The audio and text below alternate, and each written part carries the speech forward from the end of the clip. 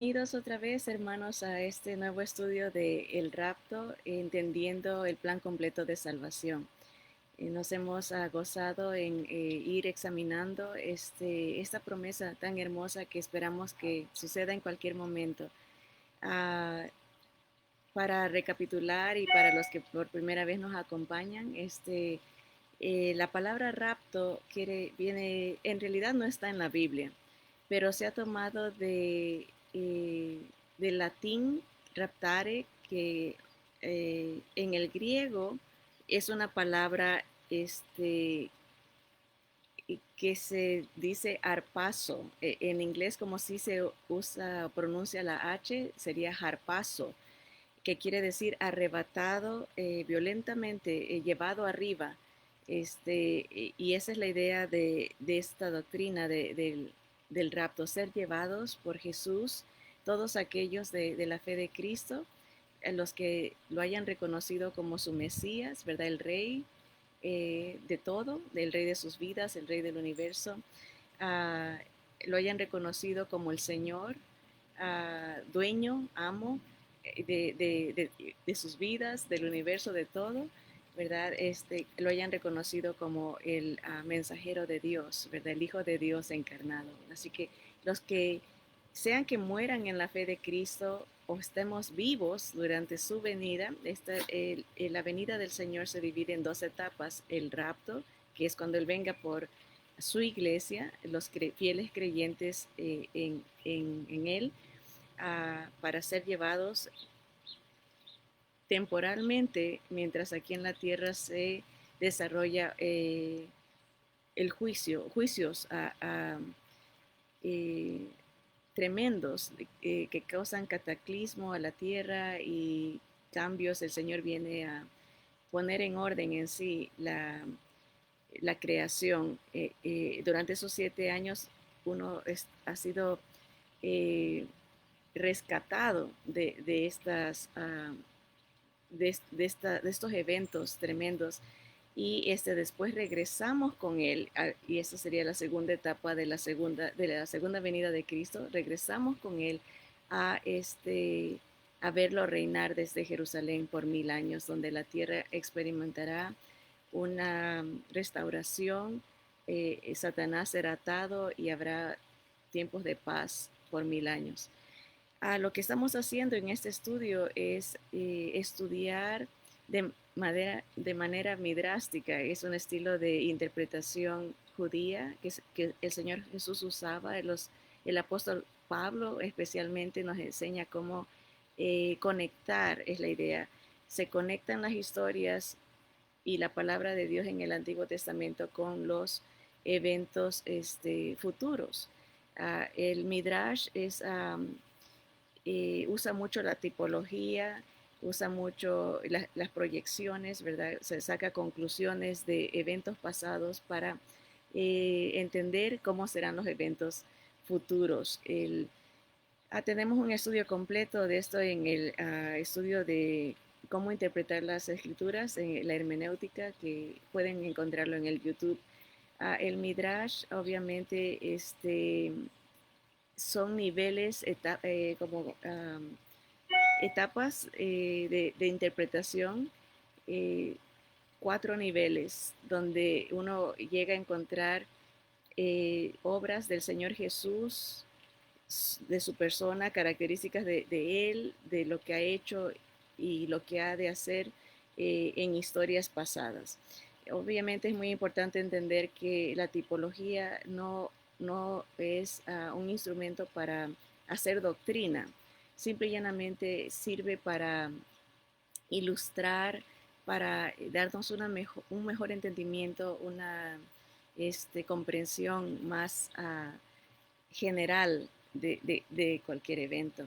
Así que la semana pasada estudiamos el rapto de Enoch, que fue algo que pasó casi al principio de la creación. Enoch fue séptimo desde Adán, o sea, 7 generaciones después de Adán, muy al principio de la creación, y él fue raptado. Enoch fue llevado vivo al cielo, y vimos algunas cosas que podemos sacar del carácter de las personas que van a ser o vamos a ser raptadas, sea vivas o muertas, ¿verdad? No hay nada imposible para el Señor. Dice que todos seremos transformados, sea que vivamos o que muramos, seremos transformados en un abrir y cerrar de ojos, al sonar de la trompeta, a la voz de mando del Señor y del arcángel. Y los muertos en Cristo resucitarán primero, luego nosotros los que vivimos seremos transformados para ser, encontrarnos con el Señor en las nubes y así estar siempre con Él. Así que el rapto de Enoch nos deja bastantes pautas de cómo será el carácter de aquellos que serán o seremos raptados. Enoch caminó con Dios, con Jesús. Esa palabra caminar en el hebreo, en el arameo, es literalmente, él tenía una comunión con el Señor. Posiblemente haya sido una manifestación que se conoce como una cristofanía, una aparición de Cristo antes de la encarnación. Enoch, el libro de Judas, el apóstol Judas nos explica que más bien es el hermano del Señor Jesús, no el Judas, el traidor, sino el hermano de Jesús. Escribe una carta a los creyentes y nos habla de Enoch, que Enoch profetizó. Enoch tuvo un despertar. En su vida pasó algo que causó que él cambiara y viviera una vida. Dice que a los 65 años engendró a Matusalén. Matusalén quiere decir él muere y emite. Y explicamos eso, ¿no? De que al morir Matusalén vino el diluvio y Enoch sabía esto y entendió el plan de redención en Cristo desde esos tiempos antiguos, ¿verdad? Y eso le llevó a vivir una vida consagrada, una vida entregada al Señor.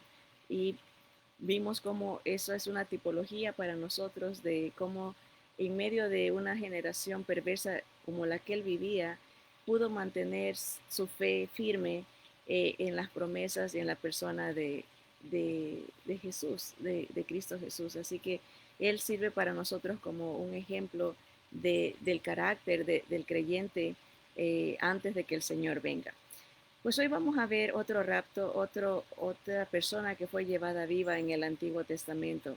Algo interesante que podemos distinguir es que Enoch no era judío, era un gentil, una persona que no es judía, así como nosotros, que somos de diferentes países y no somos israelitas judíos de sangre. Enoch era así, todavía no se había formado, no había nacido Abraham, no había nacido el pueblo de Israel, así que él representa a todos aquellos gentiles que seremos raptados vivos a la venida del Señor Jesús. Elías, en contraste, representaría a los judíos creyentes que serán raptados el día que el Señor venga.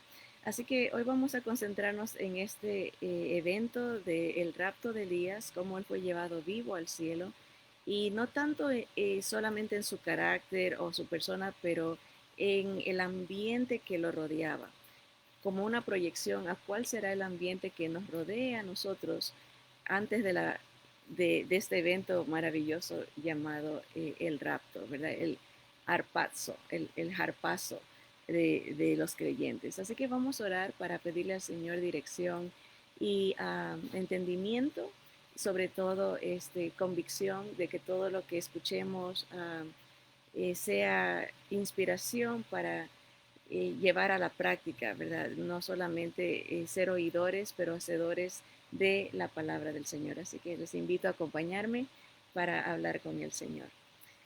Bendito Padre Celestial, te damos gracias a ti por este día hermoso de vida que nos das, de salud, de fuerza, Señor. Gracias por este amanecer, por el día, el calor que sentimos, Señor. El sol habla de tu fidelidad, la constancia, la permanencia de tu presencia al cuidarnos, al guiarnos, Señor, a través de tu Santo Espíritu. Y en esta mañana pedimos, Señor, que tú, tu Santo Espíritu, sea hablándonos, instruyéndonos, corrigiéndonos, Señor, equipándonos para toda buena obra, Señor, para tu honra y tu gloria.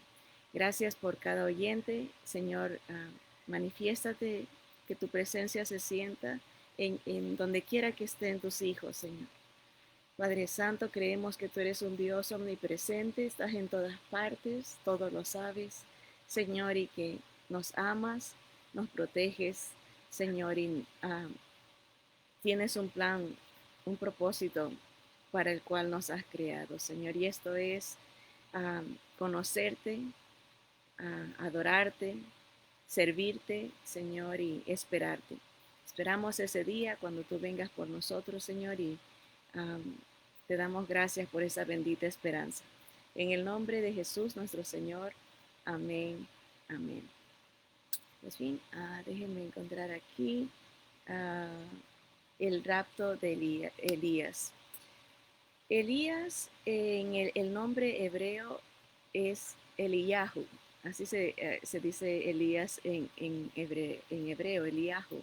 Y su nombre significa mi Dios, Él es Jehová. Vamos a ver por qué es tan importante desde su nombre lo que Él representa en el medio ambiente en que Él se desarrolla, vive y lucha y hasta el momento que es raptado. Mi Dios, Él es Jehová. Y para entender por qué su nombre es tan significativo, tenemos que entender lo que significa la palabra Baal. Sabemos por las historias de Israel, cómo estaba en el desierto, y más es conocida esa palabra por la desviación idolátrica del pueblo. ah, Tan pronto es rescatado de Egipto, ¿verdad? Moisés sube al monte a recibir las instrucciones de Dios y el pueblo se desespera y quiere algo tangible, algo visual, quiere un Dios manejable, un Dios movible, ¿no? Un Dios manipulable y pide a Aarón que les haga un ídolo. Y era un Baal, ¿verdad? Por eso conocemos más el nombre Baal, pero para el hebreo, para el judío, la palabra Baal significa esposo o también puede significar amo, que es mi dueño, mi Baal, mi esposo. Los israelitas cambiaron a su esposo, a su Baal, a su amo, a su dueño, por el Baal cananita de los cananeos, ¿verdad? Que era un dios representado por el becerro. Y creían que este becerro, este dios de Canaán, resucitaba cada año durante la primavera. Ese era el dios pagano. Pero los judíos traicionaron a su esposo, a Jehová, a su amo, a su dueño, al seguir, al inclinarse, al adorar a este dios pagano Baal. Por eso que el nombre Elías nos habla de su carácter de identificación con el Dios verdadero en medio de una generación corrupta espiritualmente y contaminada por el paganismo. Mi Dios, Él es Jehová. Desde niño, cada vez que se pronunciaba su nombre, Elías, Eliyahu, mi Dios, Él es Jehová. Le recordaba, mi Dios, Él es Jehová. No me voy a contaminar, no me voy a corromper, no voy a cometer este adulterio espiritual siguiendo a otro Dios que no sea el Dios de Israel, el verdadero, el único Dios verdadero Jehová. Ah, Obviamente nosotros entendemos por las escrituras que este Dios, que no es humano, es el único Dios verdadero, se manifiesta en tres personas diferentes, el Padre, el Hijo y su Santo Espíritu, ¿verdad? Así que vamos a leer en Segunda de Reyes capítulo 2, versículo 11 y 12. Dice Segunda Carta de Reyes capítulo 2, 11 y 12. Y aconteció que yendo ellos y hablando, está hablando de Elías y su alumno Eliseo, quien iba a tomar la batuta, ¿verdad? Iba a tomar eh, el nombramiento de profeta en lugar de Elías. Dice que iban caminando ellos y hablando Y he aquí un carro de fuego con caballos de fuego apartó a los dos y Elías subió al cielo en un torbellino vivo. Se va, el Señor los aparta a Eliseo de Elías. Elías es llevado vivo al cielo y se nos describe un evento asombroso, ¿no? Que en el cielo hay um, animales de fuego, como en este caso caballos, una carroza, un torbellino, lo lleva. Perdón por el avión. Este, sigamos con el versículo 12. Dice el versículo 12, viéndolo Eliseo, o sea, su alumno, ¿verdad? Clamaba, Padre mío, carro de Israel y su gente de a caballo. Dice, y nunca más le vio, y tomando sus vestidos los rompió en dos partes, ¿verdad? Fue impactante el rapto de Elías, ah, fue visual, Eliseo pudo ver cómo era llevado, cómo fue raptado vivo hacia el cielo. Elías es, como digo, nos sirve de de tipología para lo que va a suceder, lo que nos va a suceder a los que estemos vivos durante la venida del Señor. Siempre las proyecciones se las llama antitipo. El tipo en este caso sería el rapto de Elías, el antitipo a lo que proyecta, a lo que nos apunta o anuncia, se conoce como el antitipo. En este caso la palabra anti no es contra, sino más bien en lugar de. La tipología nos sirve como ilustración para ampliar nuestro entendimiento de cómo será nuestro propio rapto. Obviamente vamos a estudiar cómo era el ambiente de Elías antes de ser raptado, que es el antitipo, ¿verdad? Elías antes de ser raptado vivió en tiempos de gran contaminación doctrinal y de apostasía nacional. O sea, todo el pueblo de Israel, o casi todo, sí hubo un remanente, pero Elías sentía que todo mundo se había apartado, que todo mundo había traicionado a su Dios. Pero él decía, mi Dios, Jehová, Él es mi Dios. Uh, no solamente el pueblo de Israel, pero había contaminación doctrinal, apostasía quiere decir apartarse, el pueblo se apartó del Dios verdadero, había una apostasía nacional. Esto nos indica que en nuestros tiempos también, antes de ser raptados, y ya lo estamos viendo, de hecho, la apostasía, gente se está apartando, hay contaminación doctrinal. Estaba viendo unas estadísticas dadas hace como un mes de unas encuestas que hicieron en este país a supuestos creyentes o cristianos, a gente que se denomina cristiana acá en Estados Unidos. Y un 70% de esos eh, cristianos nominales dijeron que no creen que solo Jesús salva. Creen en otro tipo de manera de salvarse, ya sea por sus obras o tal vez por otra persona. No creen que Jesús sea el único. Cuando Jesús mismo dijo, yo soy el camino, la verdad y la vida, nadie viene al Padre si no es por mí. Muy exclusivo el Señor en sus declaraciones absolutas, ¿verdad? Un 70% no cree eso. De ese 70%, un 58% no cree que la Biblia es absoluta, o sea, que lo que dice es, creen que ellos pueden manipular las declaraciones, o sea, no creen que, por ejemplo, si la Biblia dice esto es blanco o esto es oscuro, ellos dicen, no, la Biblia no es absoluta, no hay cosa blanca ni negra, sino que puede haber un gris, ¿verdad? O sea, no, no creen que la Biblia es verdad, no creen que la palabra es absoluta. Y eso nos habla de la contaminación doctrinal, nos habla de la apostasía nacional, porque estamos hablando de denominaciones grandes que en otro tiempo fueron serias, cómo se han contaminado, cómo han rechazado la palabra y como dice el libro de Romanos, profesando ser sabios, se hicieron necios, ¿verdad? Y ahora se adora más a la criatura que al creador, ¿verdad? Lo que el hombre diga, eso va y no lo que Dios diga. Es algo que el Señor anunció que pasaría, igual que en los tiempos de Elías. Antes de ser raptado, Elías vivió en un tiempo de sequía y hambruna espiritual. La gente en estos tiempos es muy raro escuchar mensajes que exalten a Cristo. Casi todo es enfocado humanistamente, el hombre, lo que uno quiere, qué me hace sentir bien, qué me hace, um, qué me, qué me glorifica en un sentido.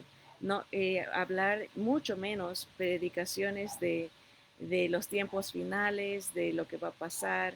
Eso es prácticamente hay denominaciones que tienen prohibido a sus pastores hablar de esto porque es anti eh, multiplicación de iglesia. Creen ellos que hablar de las cosas finales causa que la gente se vaya, que la gente no quiera asistir a la iglesia. Entonces usan métodos más de filosóficos, psicológicos para tratar de atraer a la gente actividades que complazcan y no que edifiquen espiritualmente. Y ese era el tiempo de Elías, un tiempo de sequía, muy difícil encontrar predicadores bíblicos centrados, cristocéntricos, mensajes cristocéntricos. Hasta por los títulos se puede identificar por dónde va a estar el mensaje. Cuando, por ejemplo, hay títulos de ¿qué te hace feliz? Uh, ¿Qué estás pensando tú? ¿Cómo, cómo vivir vidas tranquilas? Cosas así que ya se sabe que se va a enfocar más en el humano que en Dios. Tiempos como los tiempos de Elías, de hambre espiritual, de sequía espiritual. Es muy raro el creyente que entiende el Evangelio, los pasos de salvación y no como eh, actos para salvarse, sino lo que Cristo ha logrado en la cruz. Él venció al pecado, la muerte, venció a Satanás, ¿verdad? Y a través de ese poder de resurrección que es el Espíritu Santo que resucita a Cristo, que viene a vivir en el creyente, nosotros somos empoderados. Esa palabra le encanta a la gente para hablar de la fuerza humana, de la fuerza de voluntad, uh, que Dios nos ha regalado, sí, pero nunca una fuerza humana puede transformar el corazón ni la mente, el espíritu. Solamente el Espíritu de Cristo logra hacer una conversión, una transformación a una nueva vida. Entender eso liberta. Por eso dice la verdad en Cristo nos hace libres. Pero como no se predica eso, hay creyentes raquíticos, con miedo, con temor, viviendo en derrota, porque no viven en el poder del Espíritu Santo que nos empodera para vencer al pecado, nuestra naturaleza pecaminosa, vencer a las tentaciones que Satanás nos mande y vencer al mundo, ¿verdad? La presión de la sociedad, de que uno se encaje, de que uno sucumba a la corriente contaminada. Y Elías vivía en un tiempo así, pero se mantuvo firme. Ahora, él pensó que él era el único. Dijo, Señor, hasta ya quería morirse en depresión de ver el ambiente tan contaminado, la gente tan comprometida con el paganismo, con la idolatría, le dolía su corazón y dijo, Señor, ya mejor, mátame, porque ya no quiero, soy el único, pensó. Y el Señor le dice, se registra esto en Primera de Reyes 19:18, dice que el Señor le dice, y yo haré que queden en Israel 7,000 cuyas rodillas no se doblaron ante Baal y cuyas bocas no lo besaron. Siempre va a haber un remanente, siempre, aunque sea pequeño, en este caso, Elías pensó, yo soy único, ya es fatalista, no hay esperanza. Ya Jezabel, la reina malvada, ha matado a toditos los líderes, a toditos los siervos, a toditos los profetas. Solo yo he quedado, Señor. Qué depresión. El Señor le dice, no, yo he guardado a 7,000 que no se han contaminado. Y después el Señor le enseña que él había guardado a 150 profetas en unas cuevas a través de un siervo que los había escondido para que no mueran a través de la persecución que la reina Jezabel tenía en contra de los siervos de Jehová. Así que aparte del ambiente de hambruna y sequía espiritual, el Señor nos muestra a través de la historia de Elías que siempre va a haber un remanente. Pueda que veamos como que ya no hay, como que estamos luchando en contramarea, como que todo está perdido, pero la verdad es que no. El Señor tiene un pueblo, por muy pequeño que sea, porque eran 7,000 en medio de millones, pareciera un tanto por ciento muy pequeño, que son 150 siervos.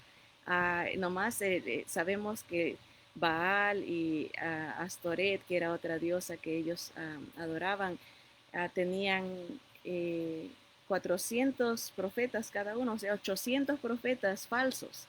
Ah, y y uno de Jehová, que era Elías, que luchó contra esos falsos profetas, 800, 400 de Baal y 400 de otro dios, otra diosa, uno contra 800. Uno diría, wow, qué abrumador, ¿no? ¿Cómo voy a irme yo en contra de 800 que tienen el respaldo del gobierno, que tienen el respaldo del rey, de la reina, que tienen los medios económicos para los recursos para crecer y surgir y multiplicarse, y Elías solo, aparentemente, humanamente hablando, pero el Señor le dice, yo estoy contigo y lo confirma, yo soy tu Dios, tu nombre, lo que significa mi Dios, Él es Jehová.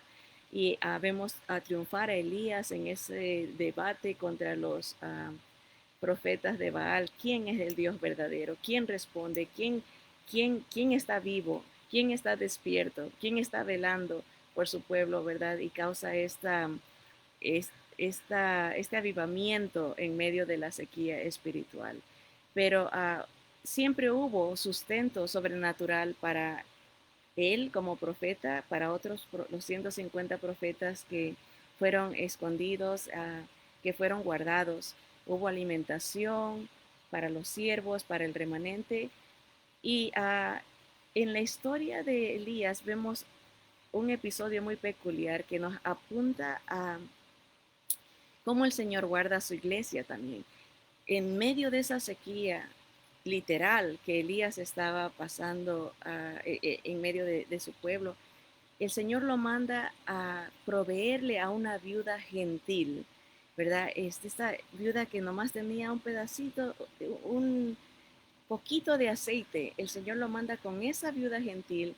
Jesús nos habla de que en ese tiempo había muchas viudas en el pueblo de Israel, pero específicamente Dios mandó a Elías a la viuda que no era judía, gentil, para en proyección hablar de la provisión que Dios va a hacer para los creyentes en Cristo, para su iglesia en medio de la sequía espiritual. Va a haber un remanente, va a haber provisión sobrenatural, un sustento para el alma. Habrán profetas, habrán ministros, habrán predicadores que sí sean sostenidos, que sean um, empoderados para poder sustentar al remanente del Señor. Uh, Miren en Primera de Reyes 18:13, hablando de los profetas que fueron guardados, dice, no ha sido dicho a mi Señor, le habla un siervo profeta a Elías cuando estaba tan acongojado, deprimido por la situación de su ambiente, el ambiente espiritual de su tiempo. Le dice el siervo, no ha sido dicho a mi Señor lo que hice cuando Jezabel mataba a los profetas de Jehová, que escondí a 100 varones de los profetas de Jehová, de 50 en 50, en cuevas y los mantuve con pan y agua. O sea, solo fueron 100, no eran 150, 100 siervos guardados de 50 en 50, uh, que iban a apoyar a la obra, que iban, que era el remanente que el Señor había guardado. Así que uh, siempre hubo sustento de parte de Dios para los que permanecieron fieles, para el remanente. Obviamente, ya hemos dicho antes del rapto, habrá contaminación religiosa con el paganismo y seducción espiritual. Como que el enemigo envía, dice las escrituras, doctrinas de demonios que son muy atractivas, muy difíciles de identificar, contienen siempre un poquito de verdad, pero por otro lado meten bastante mentira, ¿verdad? Es una mezcla, una contaminación, un poquito de verdad, pero paganismo, ¿verdad? Como hay estas religiones del Medio Oriente, ¿verdad? De que tú puedes, concéntrate nomás, es todo acerca del el yo, como uno es prácticamente su propio salvador. Así que hay que tener cuidado, ¿no? Hay sequía espiritual y confusión doctrinal. Habrá esa contaminación religiosa con el paganismo y seducción espiritual, pero siempre habrá la existencia de un remanente, tanto de siervos como también de rodillas que no se inclinen ante estos otros dioses, ¿verdad? Ni los besen, eh, ni se rindan ante ellos, ¿verdad? A veces la vida de Elías antes de su rapto era una vida solitaria, ¿verdad?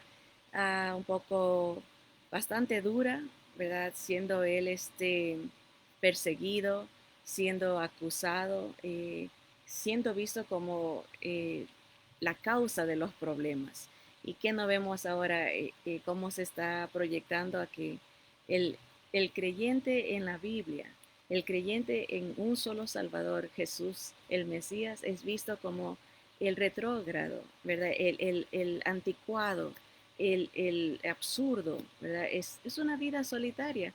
Igual nos anuncia que antes de nuestro rapto será una vida doctrinalmente hablando difícil, pero victoriosa porque el Señor siempre está a nuestro lado, ¿verdad?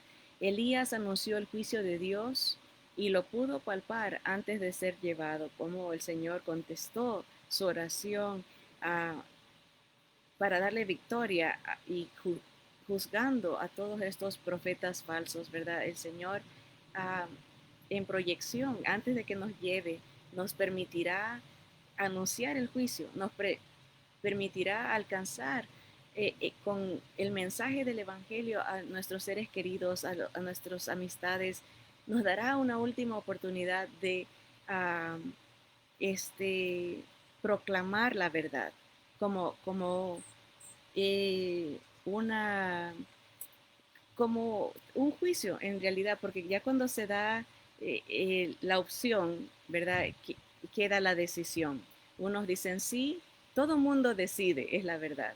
Unos deciden sí a Jesús, Cristo, otros deciden no, me quedo con mi religión, me quedo con mi Baal, me quedo con lo que yo creo que me hace feliz, lo que me satisface espiritualmente, ¿verdad? Elías anunció el juicio y lo pudo palpar antes de ser raptado y él sabía que el tiempo de su partida estaba cerca y estaba preparado para el momento de su rapto. Eso nos deja la historia de la vida de Elías. ¿Cómo será el día o las circunstancias que vivamos nosotros antes de que el Señor nos lleve? Tiempos de contaminación espiritual, um, de, de sequía espiritual, de seducción espiritual, de soledad en cuanto al mundo, ¿verdad? No, es individual, la salvación es individual, pero para aquellos que hemos entendido el plan del Evangelio, el plan completo de salvación en Cristo Jesús, pues será un día glorioso, ¿verdad? El podernos, así como Elías, ser llevados con Jesús para estar con Él.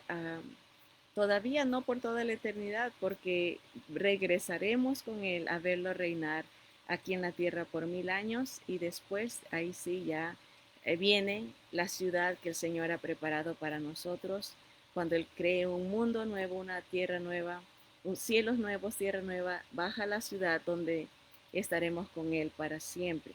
Así que muy alentador, por muy oscuro, por muy tenebroso que se vea el ambiente, las circunstancias, que se vea la contaminación, que veamos muerte física, muerte espiritual a nuestro alrededor, viene el Señor, viene la carroza, viene a las nubes a llevarnos, así como Elías, vivos para estar con Él para siempre.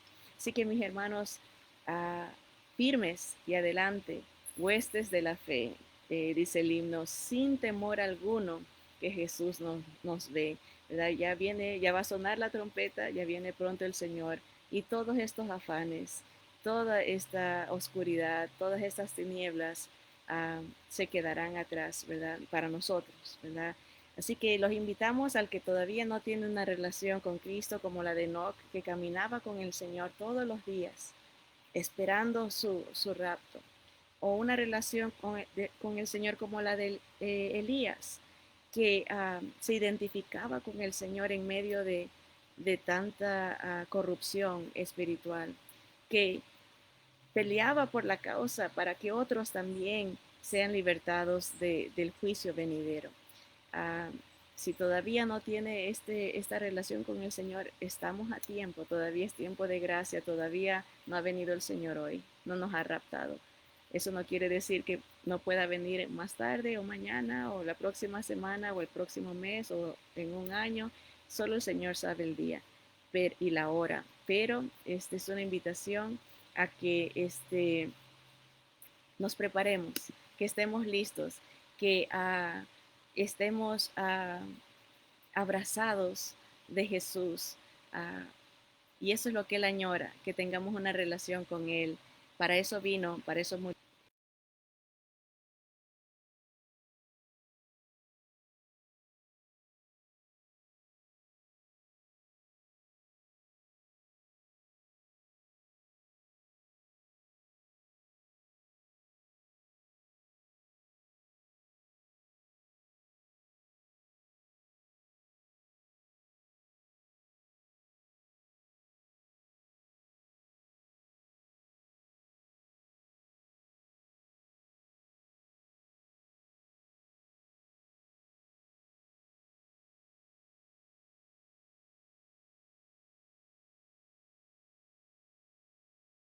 ah, que hay sobre nosotros, Señor. Gracias porque tú escogiste venir para llevarnos, para y resucitó, por tomar nuestro lugar, sufrir nuestro castigo, pagar nuestra deuda, Señor, y abrirnos el cielo, romper ese velo que nos separaba, Señor, y hacernos nuevos en Cristo.